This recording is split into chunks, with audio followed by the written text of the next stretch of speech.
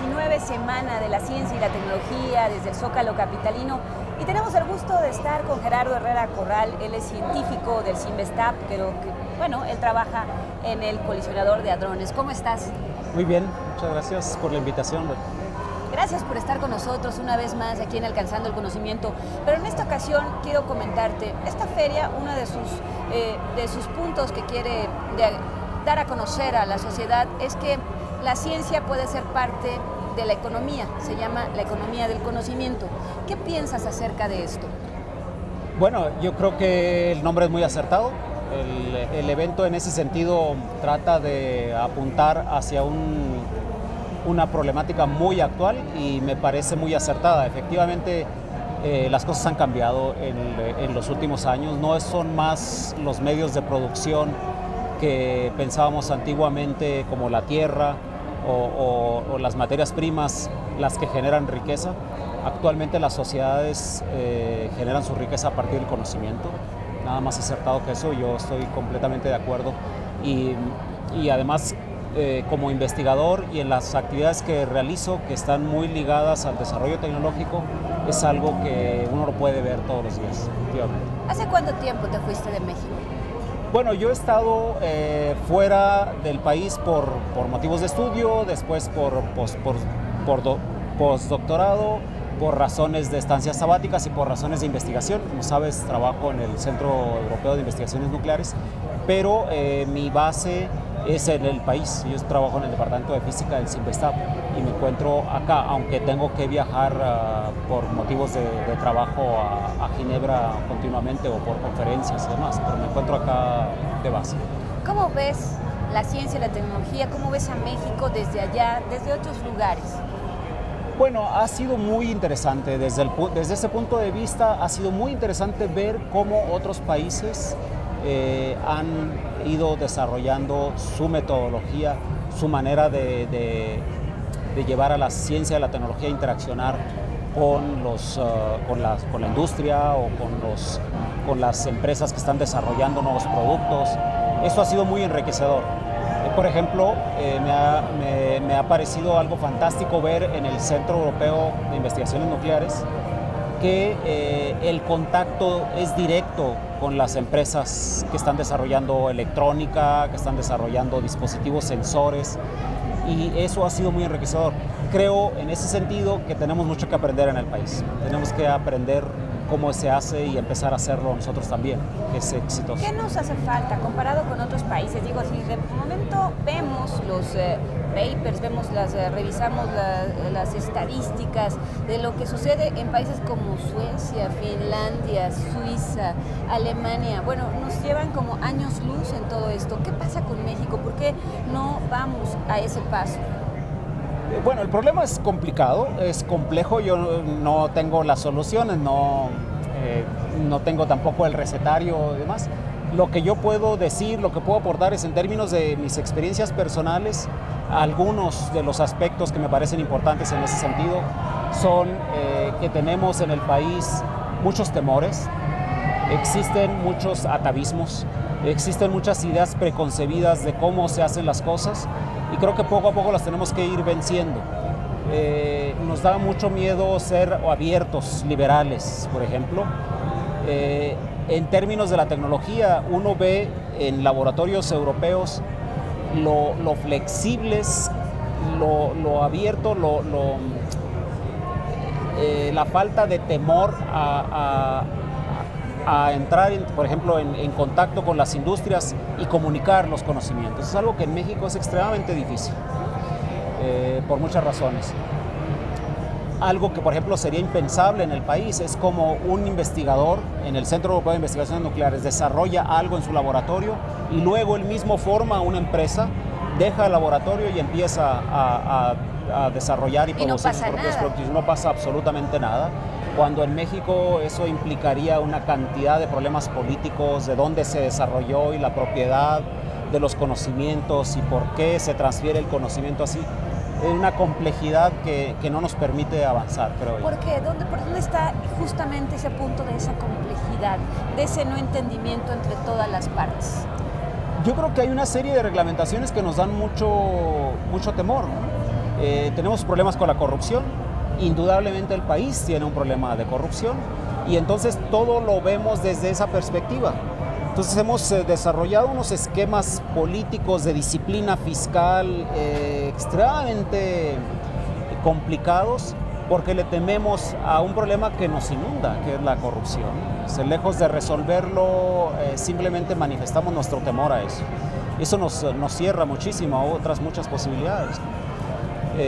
La manera como por ejemplo, como se ejerce el presupuesto en ciencia y tecnología es extremadamente limitado, se liberan los recursos por tiempos extremadamente cortos, con unas restricciones enormes para comprobar gastos, para mostrarlas, justificar el gasto, que lo dejan a uno completamente maniatado, incapaz de competir a nivel internacional. Eso es extremadamente difícil. Sí. Ahora, ¿tú cómo lo ves? ¿Tú crees que esto se pueda resolver en algún momento a través de nuevas políticas públicas, de diferentes leyes, de que cómo hacerle sentir a los políticos, cómo hacerle pensar a los políticos que la ciencia y la tecnología, que este tipo de economías del conocimiento son ya vitales para el país? ¿Cómo? Bueno, yo pienso que uno de los puntos donde poco a poco tenemos que ir hacia donde tenemos que ir caminando es a la interacción más intensa entre los diferentes actores de la sociedad. El que los políticos escuchen más a los científicos y viceversa, los científicos más a los políticos, será muy importante. Que un político entienda cómo es que se da la investigación científica, cómo se desarrolla la tecnología, es muy importante, que de otra manera no va a entender lo absurdo que significa dar un presupuesto sin saber en qué fecha se va a liberar y la importancia que eso tiene para el desarrollo de la tecnología. Es necesario que los políticos vean cómo se hace, o por lo menos que lo entiendan y que vean las necesidades de los investigadores si queremos ir superando esos problemas. Mira, para poder participar en proyectos internacionales como los proyectos en los que hemos participado, es muy importante, por ejemplo, la posibilidad de que tengamos los mejores equipos en el momento más corto posible, es decir, en los tiempos más cortos posibles. De otra manera no puedes competir. Es imposible competir con un grupo francés en el desarrollo de un detector, por ejemplo, cuando en México una fuente de alto voltaje, que no te voy a poner un ejemplo abstracto, es un hecho, me lleva 2 o 3 años de reparar. Cuando en Francia un investigador toma el teléfono, lo levanta y por la tarde tiene la fuente ahí. O sea, una escala de horas en Europa significa para nosotros años, en muchos sentidos. Es muy difícil competir. La única posibilidad que tenemos los mexicanos de hacerlo es con imaginación, es buscar la manera de darle vuelta a los problemas y de resolverlos, pero no por los mecanismos canónicos establecidos por las políticas o por las disciplinas fiscales o por la cantidad de prescripciones que nos imponen. Sin la imaginación, los mexicanos, yo no sé cómo lo haríamos. Claro, y la imaginación no es todo, ¿no? Es necesario utilizar la ciencia y la tecnología también. Y en este caso, los empresarios, también es un punto muy importante. Los empresarios no compran tecnología hecha por científicos mexicanos, muy poca, todo se maquila. La tecnología que se compra es de otros países y a veces hasta chatarra o hasta ya en desuso. ¿Qué pasa ahí? Bueno, yo creo que ese es otro de los actores importantes en el juego. Creo que está todo ligado, creo que hay políticas que entran en el juego también y que tienen que ver a lo mejor con las posibilidades que tienen los empresarios de tener capitales de riesgo, por ejemplo. Es algo que se ha discutido mucho en el país.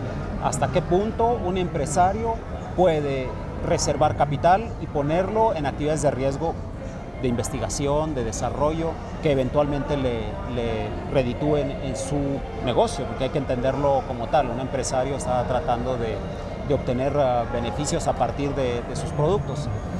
Creo que es importante implementar políticas de ese tipo y creo que es importante que los empresarios entonces también lo vean de esa manera, ¿no? Hay mucho de eso, hay mucho de comunicación entre los diferentes actores. Creo que se va a tener que desarrollar en esa dirección.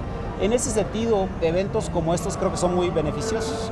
Eventos donde la gente se reúna y vea y se comunique van a ser muy importantes, pienso, para desarrollar las políticas adecuadas. En este caso, en recientes reuniones, bueno, de pronto la comunidad científica parece que se está uniendo y también parece que justamente está llamando a la sociedad para apoyarse en la sociedad, para que la sociedad también conozca y entonces por lo tanto exija.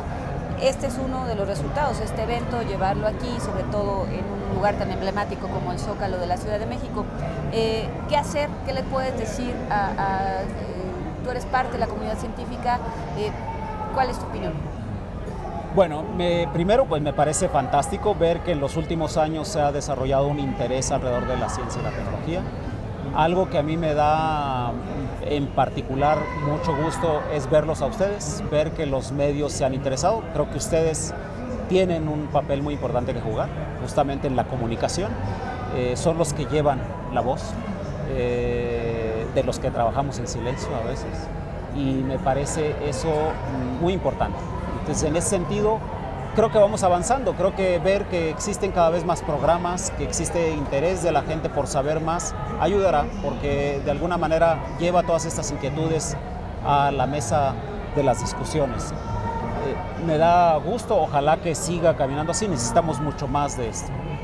Y seguramente que en las diferentes discusiones van a ir saliendo los temas. Quizá para mí hay una cierta manera de cómo desarrollar, cuáles ideas poner de soslayo, pero habrá otra gente que piense de otra manera y es esta discusión la que va a enriquecer.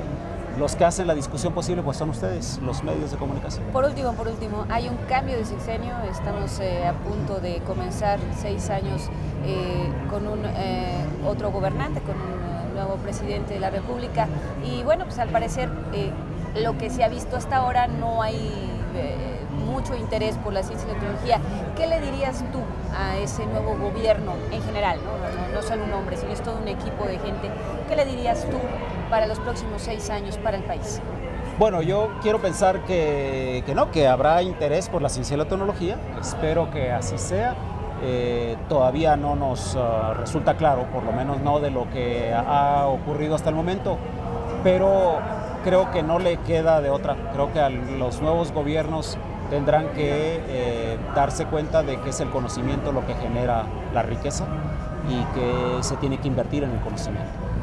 Vamos a esperar a que el nuevo gobierno exprese con su gabinete también de manera más clara qué es lo que espera, y qué es lo que quiere y qué es lo que espera apoyar los próximos 6 años.